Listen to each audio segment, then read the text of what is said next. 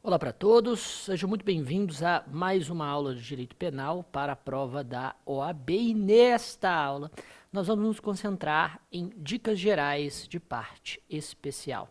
Esses últimos blocos são dedicados à parte especial, de maneira que nós temos a missão de sintetizar algumas dicas gerais de estudo daqueles crimes estatisticamente mais cobrados na prova da ordem. Nós não estudaremos aqui de maneira longitudinal, como nós fazemos no estudo da parte geral. Não. Precisamos ser um pouco mais cirúrgicos e pontuais. Estudaremos aquilo que estatisticamente é mais cobrado e, obviamente, as novidades em suas principais observações e detalhes. Vamos começar, então, no artigo 121 do Código Penal, o crime de homicídio simples. Nos ateremos, é claro, ao homicídio qualificado e privilegiado, mas antes, algumas palavras gerais sobre este, que é um dos mais importantes dos tipos penais da parte especial. O artigo 121 nos diz: matar alguém, pena, reclusão de 6 a 20 anos. Temos aqui um dos tipos penais mais simples e diretos de todo o ordenamento jurídico. Quanto à conduta e à tipicidade objetiva desse crime, o núcleo é matar. E a morte humana é interpretada em seu momento constitutivo a partir de uma interpretação lógico-sistemática. A gente observa a lei de transplante de órgãos, a lei 9434 de 97, já que com o fim das atividades encefálicas já é possível transplantar os órgãos de alguém, consequentemente, é com a morte encefálica que nós temos a consumação do homicídio. Em outras palavras, matar alguém é, através de qualquer meio, um crime de forma livre, por fim às atividades encefálicas de outrem. O bem jurídico protegido é a vida humana extrauterina. Lembrando que, para que exista homicídio, é necessário pelo menos o início do parto da vítima. Um bebê recém-nascido ou que está nascendo pode ser vítima de homicídio ou de infanticídio, a depender do caso concreto, da presença ou não de estado puerperal. Antes do início do parto, a vida humana intrauterina é protegida através das modalidades de aborto, do artigo 124 a 127 do Código Penal. No que diz respeito aos sujeitos, o homicídio é um crime comum, posto que praticável por qualquer pessoa. No que tange ao sujeito passivo, também é um crime comum.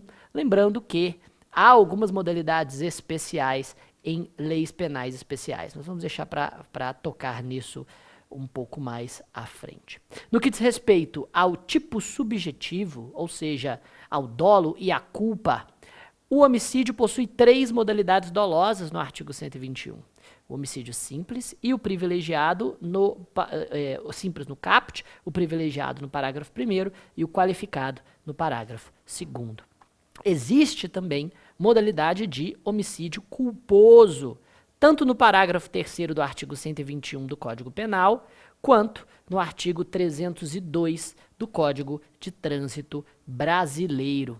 Sim, o homicídio culposo praticado no Código Penal é aquele realizado através da imprudência, negligência ou imperícia que ocasiona a morte de alguém em qualquer contexto.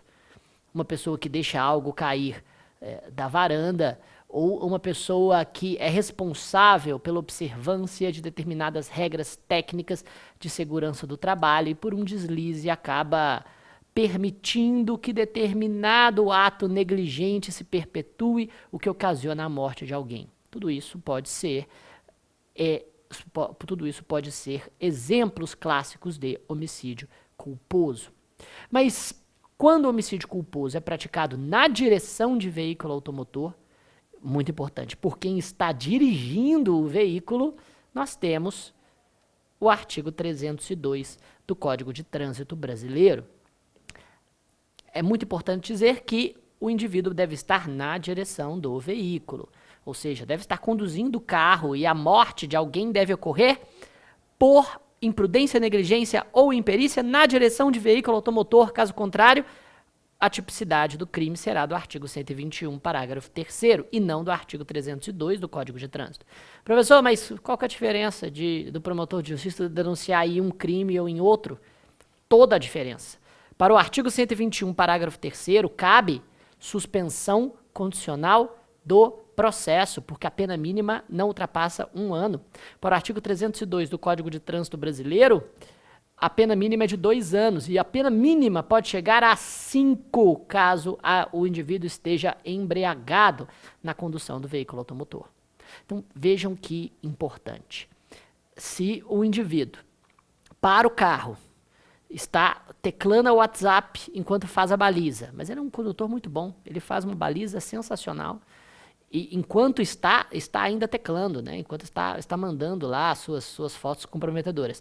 Ele então abre a porta sem observar. O motociclista bate em cheio na porta, acaba se estatelando no chão com um traumatismo craniano e morre no caminho do hospital. Nesse contexto, o promotor de justiça tipifica no artigo 302, mas a tipificação está errada, uma vez que não se trata de um homicídio culposo na direção do veículo automotor. Abrir a porta não é conduzir o veículo. Qual será a resposta correta? O advogado deve pugnar pelo oferecimento de suspensão condicional do processo. Vejam, essa é a lógica do raciocínio jurídico das questões objetivas da OAB. Muitas vezes, a classificação jurídica não é diretamente perquirida de você, mas a desclassificação que você precisa realizar dentro da operação mental, na análise do caso descrito, vai desaguar em uma desclassificação que vai possibilitar, pela forma mais branda, uma medida despenalizadora que antes não foi possibilitada. E essa medida é o que está diretamente previsto no gabarito. Então, lembre-se aí, na análise dos tipos penais, e principalmente de tudo que nós já estudamos de análise dos institutos de parte geral, tudo isso, toda a necessidade de raciocínio com os argumentos jurídicos para a resolução de casos concretos que vão resultar em uma situação jurídica mais interessante do ponto de vista jurídico penal para um cliente. O que não significa que a prova da FGV também não te coloca no lugar de um advogado consultivo, que precisa simplesmente atestar para a família de alguém que está prestes a ser processado quais são os possíveis desdobramentos jurídico-penais do fato. E nesses casos, a análise do caso concreto vai sim desaguar em alternativas que vão simplesmente atestar qual é o crime praticado ou qual é o instituto que deve ser aplicado, que pode beneficiar ou prejudicar o agente. Mas quando você é colocado na posição de um advogado, já no contencioso de uma causa criminal já instaurada, o argumento jurídico normalmente já está inscrito em sua resolução, em sua produção final na alternativa. A consumação e a tentativa, quanto ao homicídio, trata-se de crime material, instantâneo e de efeitos permanentes. Material porque depende de um resultado naturalístico para a produção, que é a morte da vítima. Instantâneo e de efeitos permanentes porque se consuma a partir da cessação das atividades encefálicas e o agente não pode atuar para devolver as coisas a seu estado anterior. É muito importante não confundir crime permanente com crime instantâneo de efeitos permanentes, não é? Crime instantâneo é aquele que ocorre em um momento específico e ele tem efeitos permanentes quando o agente não consegue retornar ao estado anterior das coisas. Já no crime permanente, o estado de permanência, que é um estado de licitude prolongada, de consumação protraída no tempo, é mantida por vontade do agente. No crime permanente, aplica-se a regra da súmula 711 do STF, ou seja, aplica-se a última lei que entra em vigor durante a permanência. É cabível prisão em flagrante a qualquer tempo, artigo 303 do Código de Processo Penal, e além de outras consequências tangentes ao início da prescrição só quando cessar a permanência, artigo 111, inciso 3 e tudo mais. O homicídio não é um crime permanente, é um crime instantâneo, de efeitos permanentes e, portanto, não se aplica essas últimas regrinhas. A ação penal é pública incondicionada, por óbvio, e a competência é do tribunal do júri, nas modalidades dolosas, e do juiz singular, nas modalidades culposas. Vejam, agora que sabemos sobre toda essa taxonomia das classificações do homicídio, nós vamos para o homicídio privilegiado e o homicídio qualificado. E essas normas que vamos estudar agora podem aparecer na sua prova de diversas formas. Ela pode descrever uma situação na qual houve a denúncia por diversas qualificadoras que, na verdade, não ocorreram. E a sua argumentação pode ser pelo decote das qualificadoras em alegação final, no final da primeira fase do tribunal do júri, para que a pronúncia seja por homicídio simples.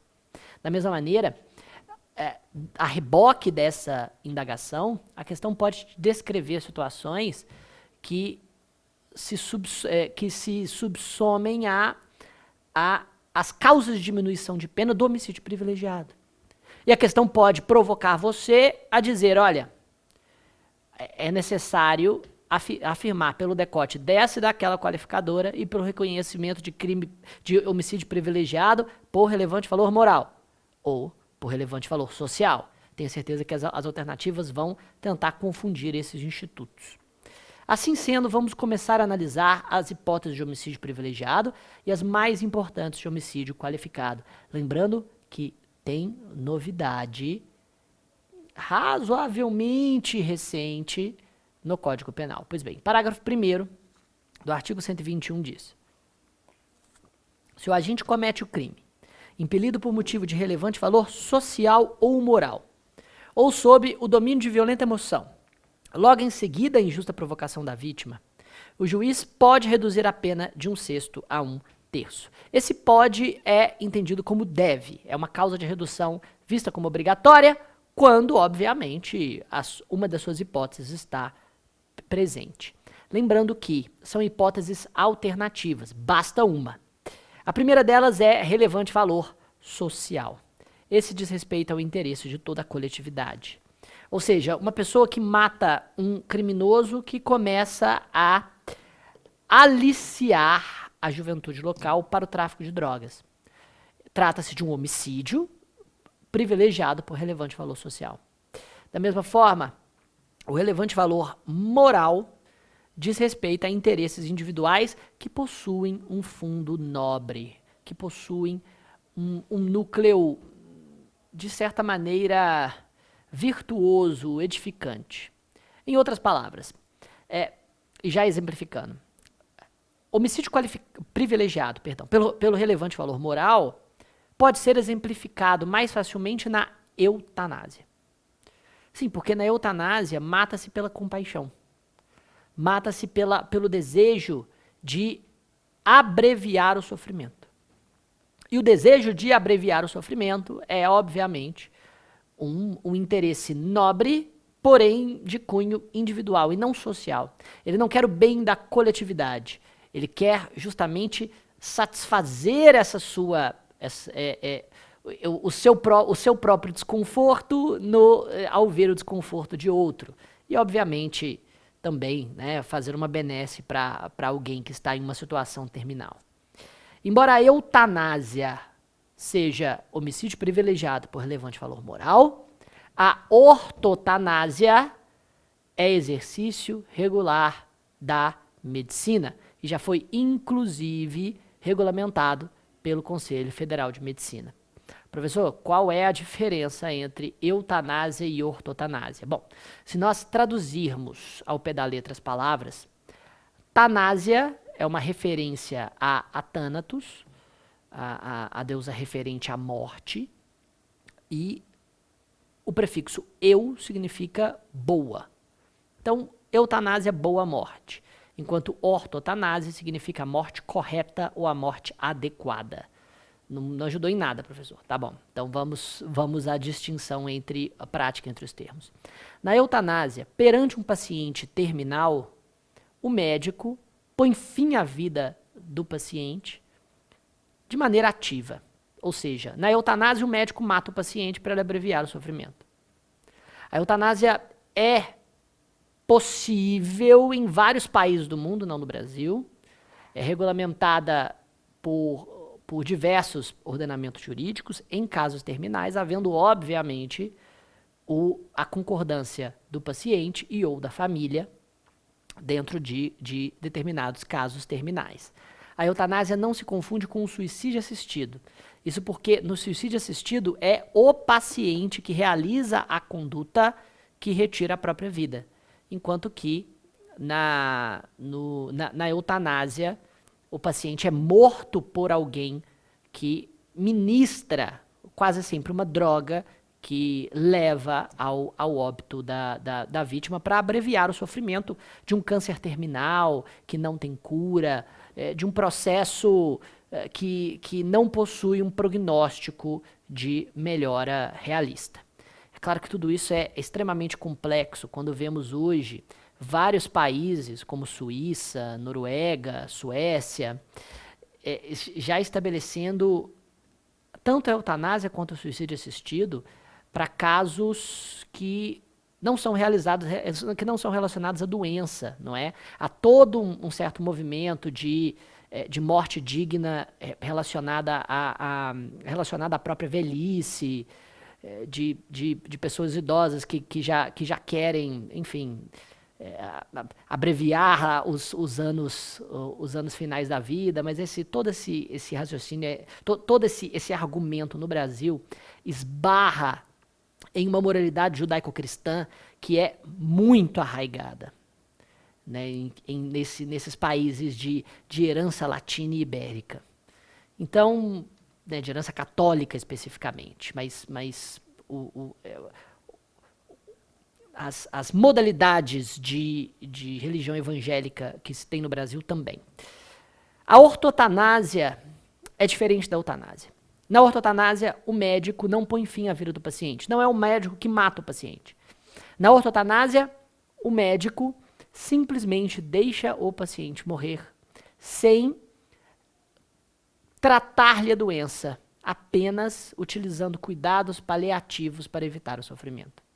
Ao invés de utilizar o tratamento que vai combater o câncer, o médico, obviamente, sempre a pedido do paciente, da sua família, deixa o câncer evoluir e dá simplesmente a quantidade de analgésicos necessários para que o doente morra em paz. Na resolução do Conselho Federal de Medicina 1805 de 2006, regulamentou-se a prática afirmando-se, na fase terminal de enfermidades graves e incuráveis, é permitido ao médico limitar ou suspender procedimentos e tratamentos que prolonguem a vida do doente, garantindo-lhe os cuidados necessários para aliviar os sintomas que levam ao sofrimento, na perspectiva de uma assistência integral, respeitada a vontade do paciente ou seu representante legal. Mais uma vez, mais um termo aí para você, eutanásia e ortotanásia são diferentes de distanásia.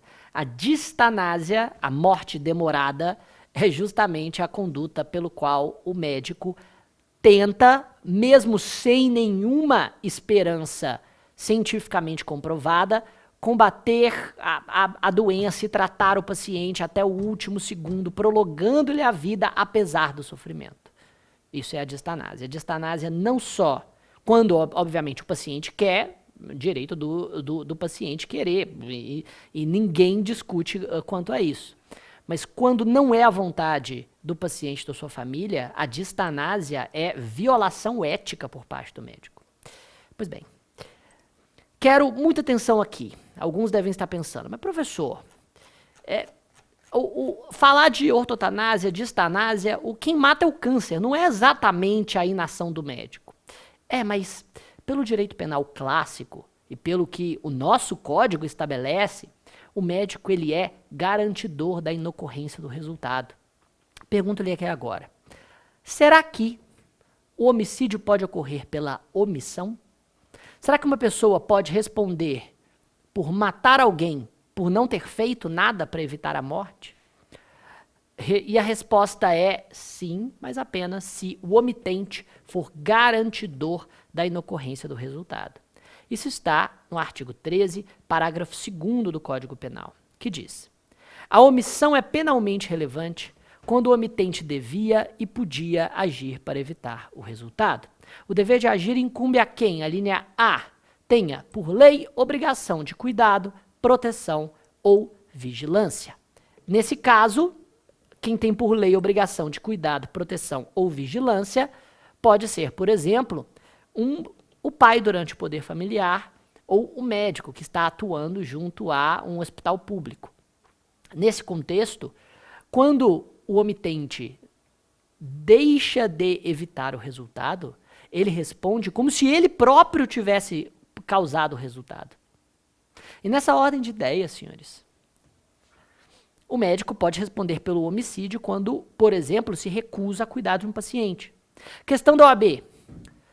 Uma mãe de uma filha de 13 anos chegou mais cedo em casa em determinado dia e viu pela janela o seu marido, que é padrasto da sua filha, tendo relações sexuais, né, conjunção carnal com a menina no sofá de casa. Ela então, e a questão diz isso claramente, poderia evitar o fato, mas, para não perder o marido que tanto ama, volta para trás e chega de novo em casa na hora que verdadeiramente deveria. Nesse contexto, qual é o crime que essa mãe pratica? E a resposta é estupro de vulnerável. Sim, porque se ela é uma omitente garantidora, uma vez que exerce determinados deveres quanto à preservação da integridade física da menor por conta do poder familiar, e ela tem obrigação de cuidado, proteção ou vigilância, responde pelos resultados como se ela própria tivesse os gerado. Da mesma maneira, quando quem de outra forma assumiu a responsabilidade de impedir o resultado, imaginemos um segurança particular ou um guia ambiental, também é garantidor, ou ainda, com seu comportamento anterior, criou o risco da ocorrência do resultado. Todos estes são garantidores da não ocorrência de determinados resultados lesivos a bens jurídicos. E eles respondem como se eles próprios tivessem gerado este resultado.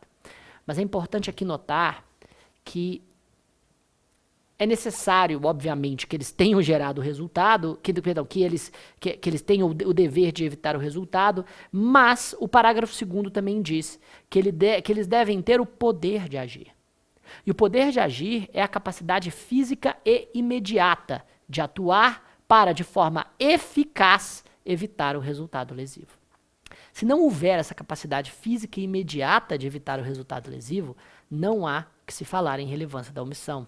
Então, já foi cobrado em questões da FGV, em contextos de homicídio, ou de suposto homicídio, um salva-vidas de clube, que havia saído mais cedo do que seu horário apregoava em uma sexta-feira de Réveillon.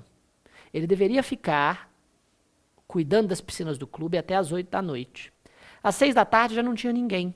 Já estava todo mundo nos esquentas para curtir a virada do ano. Ele então foi garantir o esquenta dele, foi comprar provavelmente as garrafas de tequila. Entretanto, o que aconteceu, é claro, às 7h50, horário que ele deveria estar lá, uma criança entra na piscina e se afoga. Qual é a responsabilidade deste salva-vidas? Penalmente falando, nenhuma. Por que nenhuma? Porque às 7h50 ele estava muito longe de lá. Ah, professor, quer dizer que ele tem que estar lá fisicamente, é isso. Ele deve ter poder de agir de forma imediata e física para evitar o resultado enquanto este ocorre.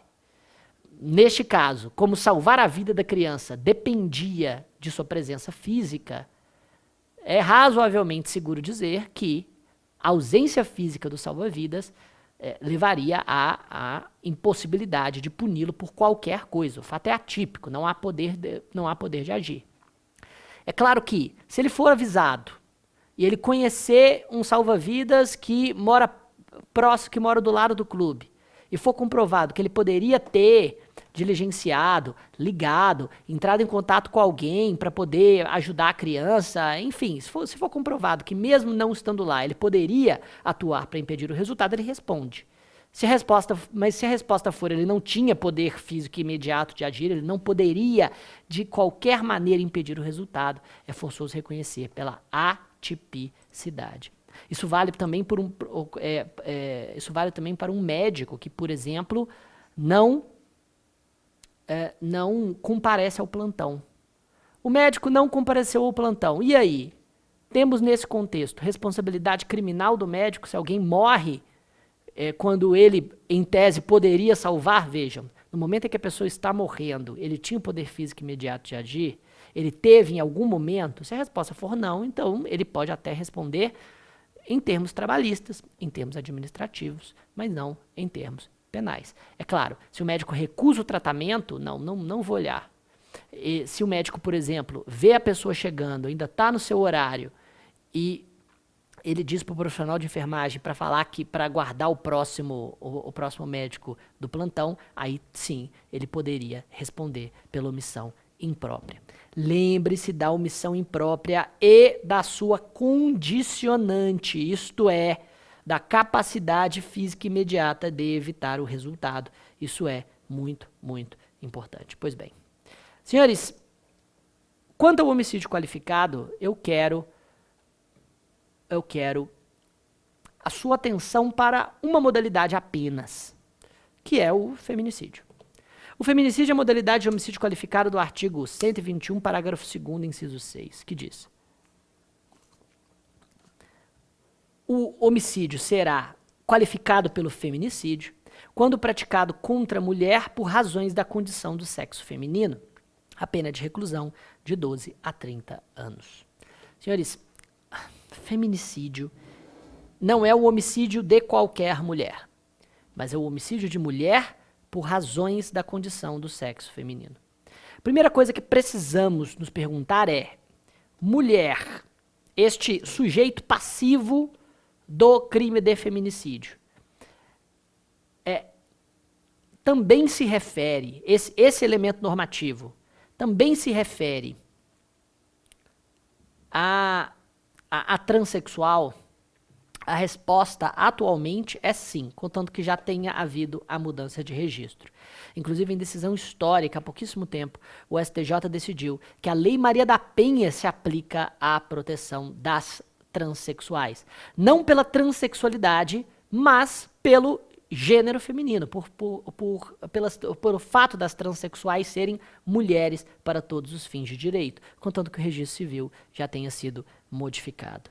E, finalmente, o que são razões da condição do sexo feminino?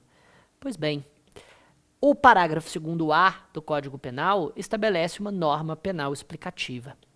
Considera-se que há razões da condição do sexo feminino quando o crime envolve, inciso 1, violência doméstica e familiar. Inciso 2, menosprezo ou discriminação à condição de mulher. Primeiro, a violência doméstica ou familiar é aquela narrada no artigo 5º da Lei Maria da Penha. Ele é um pouco longo, mas a gente pode selecionar aqui rapidamente algumas palavras-chave para a compreensão do que é uma violência doméstica ou familiar. Para os efeitos desta lei, configura violência doméstica e familiar contra a mulher, qualquer ação ou omissão baseada no gênero que lhe cause, por exemplo, morte, lesão, sofrimento físico, sexual, psicológico, dano moral, patrimonial. Inciso 1, no âmbito da unidade doméstica. Unidade doméstica, senhores, é espaço de convívio permanente de pessoas. O indivíduo mata uma colega de república, feminicídio. Mata empregado doméstico que mora na casa, feminicídio. No âmbito da família, âmbito de indivíduos que se consideram aparentados, seja família natural ou por afinidade. O indivíduo mata a mãe, feminicídio. Mata a filha, feminicídio. Mata a prima, feminicídio. Mata a sogra, feminicídio. Em qualquer relação íntima de afeto. Mata a esposa, feminicídio. mata a namorada, feminicídio. Professor, e a ficante? Olha, para o STJ, os relacionamentos fugazes não são relações íntimas de afeto e, portanto, não são violências domésticas ou familiares. Então, se, por exemplo, o indivíduo conheceu a menina no Tinder naquele dia e depois de uma discussão a mata, isso não é um feminicídio, é um homicídio que provavelmente será qualificado por outra razão, não pela razão do inciso 6. O cara matou uma colega de trabalho, homicídio. A colega de trabalho, muito possivelmente, possivelmente não, né? A colega de trabalho não se encaixa no âmbito doméstico ou familiar e, muito possivelmente, o crime não foi praticado por menosprezo ou discriminação à condição de mulher, que é a segunda possibilidade. Veja, é possível um feminicídio que não seja doméstico. E esse desrespeito, aquele no qual existe o chamado crime motivado por misoginia. O indivíduo mata a mulher por preconceito quanto à condição de mulher. E nesse caso, o crime também será qualificado. Eu recomendo a linda leitura do parágrafo 7º do artigo 121, que fala sobre aumento de pena no caso de feminicídio.